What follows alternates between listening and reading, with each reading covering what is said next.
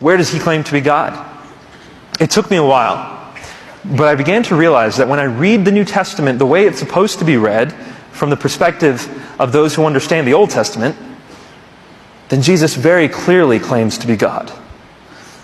I didn't want to go to John. Most people said, look at John. In the beginning was the Word was with God, the Word was God, and the Word became flesh and dwelt among us, and we beheld His glory, glory of the only begotten. Look, clearly Jesus is claiming to be God here.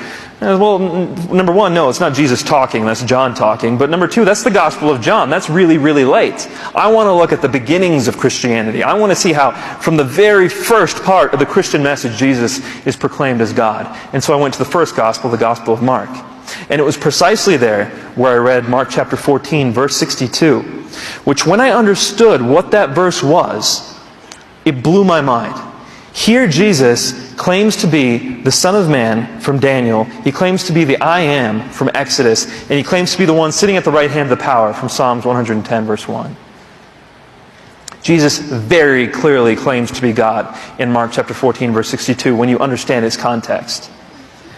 And so I said, all right, fine. Well, how do we know He died on the cross? Did He actually die on the cross? Because the Quran told me Jesus did not die on the cross. The Quran says in chapter 4, verse 157, وَمَا قَتَلُوهُ وَمَا صَلَبُوهُ. We killed Him not, nor did they crucify Him, but so it was made to appear to them.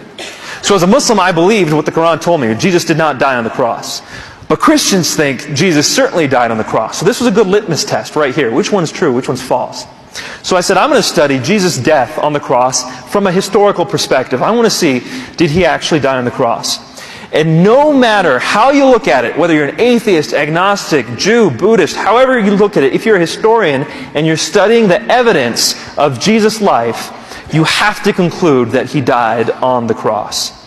Every scholar who studies Jesus' life concludes that Jesus died on the cross. In fact, what they say is that if we can know anything about Jesus' life, it's that we know He died on the cross under Pontius Pilate. And the third thing, the issue of the resurrection, did Jesus rise from the dead? Again, if Jesus didn't rise from the dead, the Christian faith is in vain. So how can I know whether Jesus rose from the dead? Well, as luck would have it, God brought to town a debate. It was a debate on whether Jesus rose from the dead. It was between a Christian named Michael Licona and a Muslim, Shabir Ali, both very respected in their fields.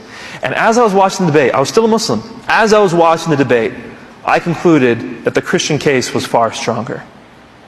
And I'm not the only one who concludes that. The argument that he uses, the minimal facts argument, an atheist by the name of Michael Martin, he's a very well-known atheist philosopher, says that the minimal facts defense for the resurrection is the strongest defense for the resurrection that has ever been provided in history.